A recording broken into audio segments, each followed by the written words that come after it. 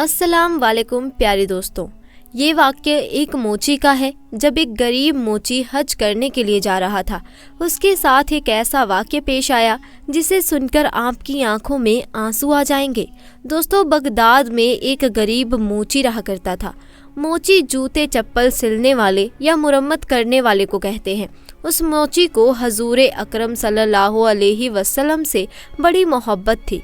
उसने रोज़ एक एक आना जमा किया कि जिस दिन सफ़र के खर्च का इंतज़ाम हो जाएगा उसी दिन मदीना मुनव्वरा के लिए रवाना हो जाऊंगा। आखिरकार बरसों की मेहनत के बाद उसके पास कुछ पैसे इकट्ठा हो गए, जिससे उसने सवारी खरीदी, ज़्यादा राह का इंतज़ाम किया और फिर हज पर जाने का इरादा कर लिया। जब वो हज पर जाने लगा तो उसने गांव वालों को दावत के तौर पर बुलाया। अक्सर ऐसा होता है, जब कोई बंदा हज पर जाता है तो दोस्त अहबाब को बुलाकर वो दावत करता है। उस मोची ने भी दावत की। एक आलिम साहब जब दावत खाने के लिए आए, उन्होंने कहा, हज के लिए जा रहे हो? उस गरीब मोची ने कहा, जी हाँ। आलिम साहब ने कहा, तुम एक काम करो। मोची ने कहा, जी हुजूर, क्या करना है आप बताएं।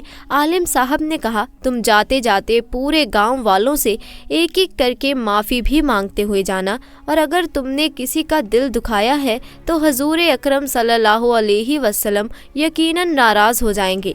इसीलिए बेहतर है कि तुम तमाम लोगों से मुलाकात करके माफ़ी तलाफ़ी करो। उसके बाद मोची जब सुबह उठा तो एक एक करके सबके दरवाजे पर गया और माफ़ी मांगते मांगते वो अपनी आबादी से बाहर एक दरवाजे पर जाकर पहुंचा। उसने उनका दरवाज़ा खटखटाया। अंदर से एक खातून की आवाज़ आई। कौन? गरीब मोची ने अपना नाम बताया। अंदर से आवाज़ आई, आप यहाँ क्यों आए हैं? मोची ने कहा, दरअसल मैं हज के लिए जा रहा हूँ, बस आप लोगों से माफ़ी मांगने के लिए आया हूँ। अगर मुझसे कभी जाने अनजाने में कोई गलती हो गई हो तो मुझे माफ़ कर देना। अंदर से खातून की आवाज़ आई, हमारे घर में कोई मर्द नहीं है। तो ये सुनकर मोची कहने लगा, क्यों, सारे मर्द कहीं गए हुए हैं? तो खातून ने कहा, ये ना पूछो, तुम्हारे सवाल का जवाब मिल गया, बस चले जाओ। जब वो मोची वापस अपने घर की तरफ पलटा तो उसे मकान से गोश्त की खुशबू आ रही थी। वो वापस उनके दरवाजे पर आया और कहने लगा, क्या मुझे थोड़ा सा गोश्त मिल सकता है? अंदर से एक खातून की आवाज़ आई, मेरे भाई, तुम्हारे लिए ये गोश्त हराम है, हमारे लिए ये गोश्त हलाल है। बस ये सुनना था। उस मोची के दिमाग ने मानो काम करना ही बंद कर दिया था। उसने कहा, तुम कलमा हुजूर अकरम सल्लल्लाहु अलैहि वसल्लम का ही पढ़ती हो ना? खातून ने कहा, जी हाँ। उसने पूछा, मुसलमान हो? खातून ने कहा, हाँ। तो मोची कहने लगा, जब तुम मुसलमान हो तो जाहिर है कि तुम्हारी और हमारी शरीयत अलग अलग नहीं है। शरीयत का हुक्म सबके लिए एक जैसा है। उस खातून ने कहा, ये ना पूछ, बस यहाँ से चला जा। उसने पूछा, बताओ तो सही, आखिर इसमें क्या राज है? वो गोश्त तुम्हारे खातिर हलाल है और मेरे लिए क्यों हराम है? खातून कहने लगी, अगर सुनना ही चाहते हो तो सुनो। जो गोश्त मैं पका रही हूँ ये मुर्दा जानवर का है और शरीयत में बिला उजर के मुर्दात का खाना हराम है। लेकिन अगर जान पर नौबत आ गई हो तो फिर अपनी जान बचाने के लिए तो शरीयत ने मुर्दात को खाने की इजाज़त दी है कि इतना खा सकते हैं कि जिससे इंसान की जान बच जाए। ओ आने वाले मुसाफिर, मेरे घर के अंदर बेटियां जवान हैं, घर में कोई कमाने वाला मर्द नहीं है। हमारा कई दिनों का फाका हो गया है। जब बेटियों की हालत ऐसी हुई कि मुझे यकीन हो गया, बस अगर इन्हें अब कुछ खाने को नहीं मिला तो ये मर जाएंगी। तो फिर मैं मजबूरन घर से बाहर निकली रिज़्क़ की तलाश में, लेकिन किसी के सामने हाथ फैलाने की हिम्मत नहीं हुई। जब हिम्मत नहीं हुई तो मैं एक मरा हुआ जानवर देखा, उसका थोड़ा सा गोश्त काट करके लेकर आई हूँ ताकि पका कर इन्हें खिला दूँ और उनकी जान को बचा सकूँ। उस मोची ने जैसे ही ये सुना, उसकी आंखों से ज़ारों कता आंसू शुरू हो गए। वो वापस जाने लगा। अंदर से खातून की आवाज़ आई, जब मदीने पहुँचना तो हमारे नाना से जाकर सलाम कह देना और साथ ही हमारा हाल भी उन्हें बता देना। उस मौसी ने जैसे ही लफ्ज़े नाना सुना तो मानो उसके पैरों तले ज़मीन ही खिसक गई हो। وہ فوراً اپنے گھر کی طرف واپس آتا ہے۔ اس کی آنکھوں میں آنسو تھے۔ اس نے جتنا زیادہ راہ جمع کیا تھا، جو سواری کا جانور تھا، وہ سب کچھ اس نے بیچ دیا اور سارا پیسہ لا کر اس کی چوکھٹ پر رکھ دیا اور دروازے پر دستک دے کر کہنے لگا، بہن میرا یہ تحفہ قبول کر لو۔ اس عورت نے کہا، یہ کیا ہے؟ موچی نے کہا، میں حج کرنے کے لیے جا رہا تھا۔ میں نے جو کچھ بھی اپنے سفر حج کے لیے جمع کیا تھا وہ سب آپ کی خدمت میں لا کر پیش کرتا ہوں۔ آپ اسے قبول کر لیں تو آپ کا مجھ پر احسان ہوگا۔ اس عورت نے کہا، آپ تو حج کرنے کے لیے جا رہے تھے، پھر آپ کے حج کا کیا؟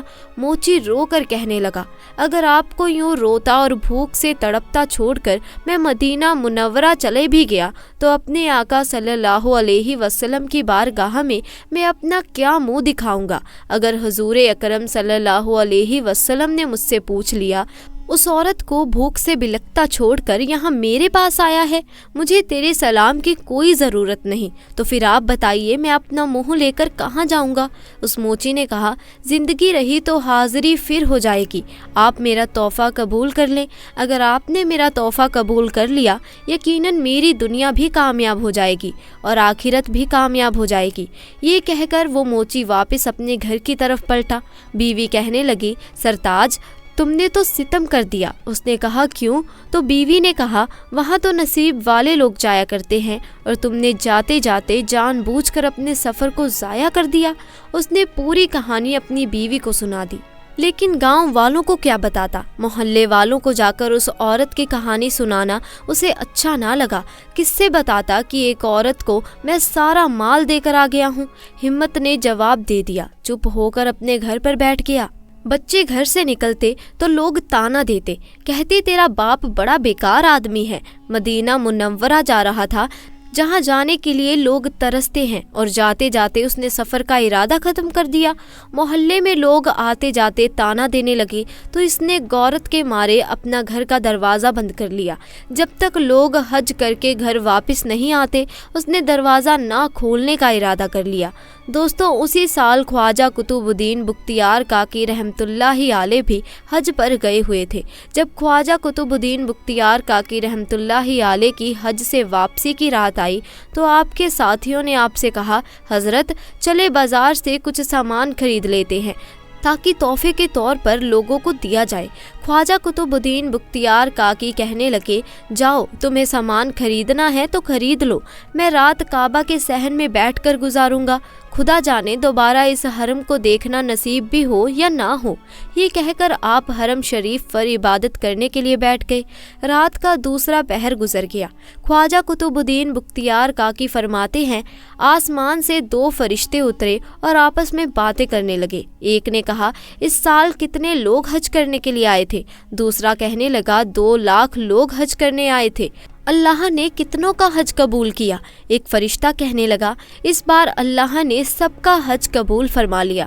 دوسرے نے کہا، آخر اس بار اللہ تعالیٰ نے سب کا حج کیسے قبول کر لیا؟ تو پہلا فرشتہ کہنے لگا، ایک ایسا بھی حاجی ہے جو اس سال حج کرنے کے لیے نہیں آیا، لیکن اللہ تعالیٰ نے اس کی برکت سے 2 لاکھ لوگوں کی حج کو قبول فرما لیا۔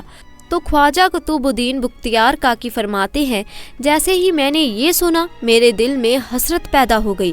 ایسا کون سا شخص ہے جو چل کر مدینہ منورہ تک نہیں آیا، جس نے حرم کا طواف بھی نہیں کیا، جو نہ مینا میں گیا، نہ مشکلفہ میں گیا، نہ عرفات میں گیا، اور بنا حج ادا کیے اللہ نے اس کی برکت سے 2 لاکھ لوگوں کی حج کو قبول کر لیا۔ خواجہ قطب الدین بختیار کاکی فرماتے ہیں، میں اپنی جگہ سے اٹھا، فرشتوں کے پاس گیا، میں نے ان سے کہا، مجھے اس کا پتہ بتاؤ، وہ کون ہے، کہاں رہتا ہے؟ فرشتوں نے بتایا، شہری بغداد میں فلاں مکان پر ایک بستی ہے، وہاں پر وہ شخص رہتا ہے۔ خواجہ قطب الدین بختیار کاکی رحمۃ اللہ علیہ نے اپنے قافلے والوں سے کہا، تم سب اپنے گھر واپس جاؤ، میں بعد میں آؤں گا، میں اللہ کے ایک بندے سے ملاقات کرنے کے لیے جا رہا ہوں۔ آپ نے سفر کیا اور بغداد شریف پہنچ کر آپ نے اس بستی کو تلاش کیا جہاں کا حوالہ فرشتوں نے دیا تھا۔ آپ نے جا کر اس موچی کا پتہ پوچھا۔ لوگوں نے کہا، اس سے مل کر آپ کیا کرو گے؟ آپ نے فرمایا، میں بس اس سے ملاقات کرنا چاہتا ہوں۔ لوگ کہنے لگے، وہ بڑا بدبخت انسان ہے، آخر اس سے آپ کیوں ملنا چاہتے ہیں؟ اتنا سننا تھا خواجہ قطب الدین بختیار کاکی رحمت اللہ علیہ کی آنکھوں میں آنسو آ گئے۔ آپ فرمانے لگے، لوگو تم لوگ نہیں جانتے اس کے بارے میں، جو میں جانتا ہوں اسے گالی نہ دو، اسے برا بھلا نہ کہو۔ لوگوں نے کہا، حضرت جی بات گالی کی نہیں، وہ اتنا بدبخت ہے جو منظوری کے باوجود حج کرنے کے لیے نہیں گیا، اسے اگر گالی نہ دو تو اسے کیا کہیں؟ خواجہ قطب الدین بختیار کاکی فرماتے ہیں، تم کیا سمجھتے ہو؟ پہلے مجھے اس کے گھر کا پتہ بتاؤ، تم کیا جانو کہ کون ہے وہ؟ خواجہ قطب الدین بختیار کاکی رحمت اللہ علیہ اس کے گھر کا پتہ پوچھ کر اس کے دروازے پر آئے۔ آپ نے دروازہ کھٹکھٹایا، اندر سے آواز آئی، کون؟ آپ نے فرمایا، دروازہ کھولو، میں تم سے ملاقات کرنے کے لیے آیا ہوں۔ اندر سے رونے کی آواز آئی۔ اس نے کہا، محترم دروازہ نہیں کھول سکتا ہوں، اگر دروازہ کھولوں گا تو بستی والے تانے دیں گے، برا بھلا کہیں گے، میرے بچوں کو گاؤں والے گالیاں تک دیتے ہیں، آپ مجھے میرے حال پر چھوڑ دیں۔ خواجہ قطب الدین بختیار کاکی نے فرمایا، تم مجھے نہیں جانتے، میرا نام قطب الدین بختیار کاکی ہے، میں تم سے ملاقات کرنے کے لیے حرم شریف سے سیدھا تمہارے پاس آیا ہوں۔ اتنا سننا تھا کہ موچی نے کہا، حضرت بس آپ کو آنے کی اجازت ہے، آپ کے علاوہ اندر کوئی نہیں آ سکتا۔ خواجہ قطب الدین بختیار کاکی نے کہا، میں وعدہ کرتا ہوں میں اکیلے اندر آؤں گا، میرے ساتھ کوئی اور نہیں آئے گا۔ جیسے ہی آپ نے یہ کہا اس نے دروازہ کھول دیا، آپ اندر تشریف لے گئے۔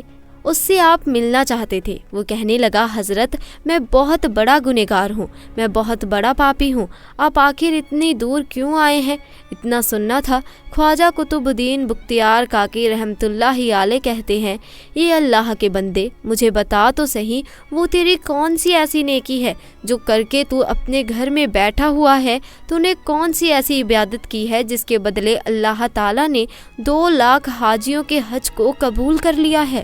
اتنا سننا تھا موچی کی چیخ نکل جاتی ہے۔ وہ رو کر کہنے لگا، حضور یہ بات دوبارہ مت کہیے گا، ابھی تو گاؤں والے صرف گالیاں دے رہے ہیں، تانے دے رہے ہیں، اگر کسی کو یہ بات معلوم پڑ گئی تو لوگ مجھے مارنا بھی شروع کر دیں گے۔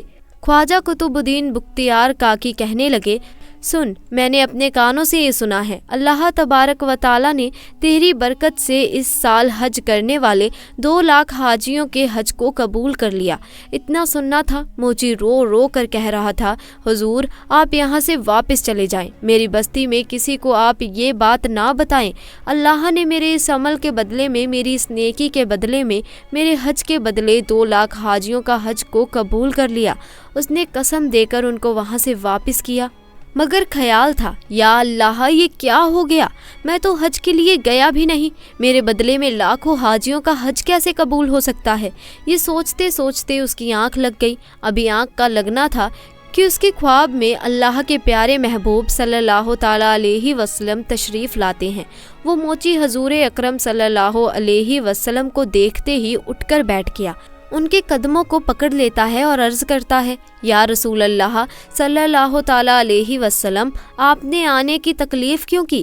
آپ اشارہ فرما دیتے، اڑ کر آپ کی بارگاہ میں حاضر ہو جاتا۔ اللہ کے پیارے محبوب صلی اللہ علیہ وسلم فرماتے ہیں، تم نے حج پر جاتے وقت اپنے حج کا سارا پیسہ ایک غریب عورت کے قدموں پر لٹا دیا، اور جب بختیار کاکی نے تجھے بتایا تجھے یقین نہیں آ رہا تھا۔ یہی وجہ ہے کہ میں تجھے یہ بتانے کے لیے آیا ہوں کہ بختیار کاکی نے تجھے جو کچھ بتایا ہے وہ بالکل صحیح ہے۔ اگر تو حج کرنے کے لیے نہیں گیا لیکن تو نے اپنے حج کا سارا پیسہ ایک غریب عورت کی خدمت میں پیش کر دیا، اللہ رب العزت کو تیرا یہ عمل اتنا پسند آیا کہ اللہ نے تجھے بن حج کیے حج کا ثواب ادا کر دیا، اور تیری اس نیکی کی برکت کی توفیل اللہ نے اس سال حج ادا کرنے والے تمام یعنی 2 لاکھ حاجیوں کے حج کو قبول فرما لیا ہے۔ سبحان اللہ۔ اسی کے ساتھ دوستوں آپ کو ایک اور اللہ کا کرشماتی واقعہ بتاتے ہیں۔ اللہ نے اپنے پیغمبر ایوب کی پریکشا لی۔ پہلے انہیں خوبصورتی کے ساتھ بحساب دھن سمپتی دی، کئی سنتان دی، لیکن پریکشا کے کرم میں ان کے سبھی سنتانوں کی موت ہو جاتی ہے۔ وہ خود گمبھیر روپ سے بیمار ہو کر 7 ورش تک بستی میں رہے۔ ساری دولت ختم ہو جاتی ہے۔ ان کی سبھی بکریاں سمندری طوفان میں بہہ جاتی ہیں۔ خراب موسم کے کارن سبھی اونٹوں کی موت ہو جاتی ہے۔ اس کے باوجود انہوں نے صبر سے کام لیا اور اللہ سے شکایت نہیں کی۔ اللہ نے قرآن میں پرشنسا کرتے ہوئے فرمایا، ایوب کیا ہی بہترین صبر کرنے والا ہے۔ اللہ نے صبر کی وجہ سے پھر سے دھن دولت سنتان جانور سہت سبھی چیزوں پہلے سے زیادہ انہیں عطا کر دی۔ قرآن میں ہے کہ صبر سے دنیا میں اللہ کی مدد اور آخرت میں اللہ کی خوشندی حاصل ہوگی۔ اللہ کے رسول نے فرمایا، مومن کا معاملہ بڑا عجیب ہے، اس کے سارے معاملے اس کے لیے بھلائی کے ہی ہوتے ہیں۔ اس کی کوئی بھلی بات پیش آتی ہے تو وہ اللہ کا شکر ادا کرتا ہے تو اس میں اس کے لیے بھلائی ہی ہوتی ہے، اور جب اسے کوئی تکلیف کی بات پیش آتی ہے تو صبر سے کام لیتا ہے اور اس میں بھی اس کے لیے بھلائی ہوتی ہے۔ ایک انیہ حدیث میں اللہ کے رسول نے فرمایا کہ مومن مردوں اور عورتوں پر کبھی کبھی آزمائشیں آتی رہتی ہیں۔ ماہ رمضان میں بھی صبر کا امتحان اللہ لیتے ہیں۔ اس کے بدلے میں ہم نیک انسان بن جاتے ہیں جو انسانیت کو برباد ہوتے کبھی بھی نہیں دیکھ سکتے۔ اس انسانیت کی حفاظت کی وجہ سے اللہ اس کا بدلہ ان کی آل تک دیتے نظر آتے ہیں۔ اللہ ہم سب کو صبر کرنے کی طاقت دے۔ دوستوں، امید کرتے ہیں کہ آج کی ہماری یہ کہانی آپ کو ضرور پسند آئی ہوگی۔ آج کی کہانی کے بارے میں آپ کی کیا رائے ہے کمنٹ باکس میں ضرور بتائیے گا، اور کہانی پسند آنے کی صورت میں اسے لائک بھی کریں، اپنے دوست احباب کے ساتھ شیئر کرنا نہ بھولیں، اور اگر آپ ہمارے چینل پر نئے ہیں، آپ نے اس کو ابھی تک سبسکرائب نہیں کیا ہے تو ابھی سبسکرائب کر لیں، اور آئندہ آنے والے ایسے ہی تمام نئے اور دلچسپ ویڈیوز کی نوٹیفیکیشن کے لیے بیل آئیکن کو کلک کرنا نہ بھولیں۔ دوستو، آج کی ویڈیو میں بس اتنا ہی۔ انشاءاللہ بہت جلد ملاقات ہوگی ایسے ہی نئی دلچسپ کہانی کے ساتھ۔ تب تک کے لیے السلام علیکم، خدا حافظ۔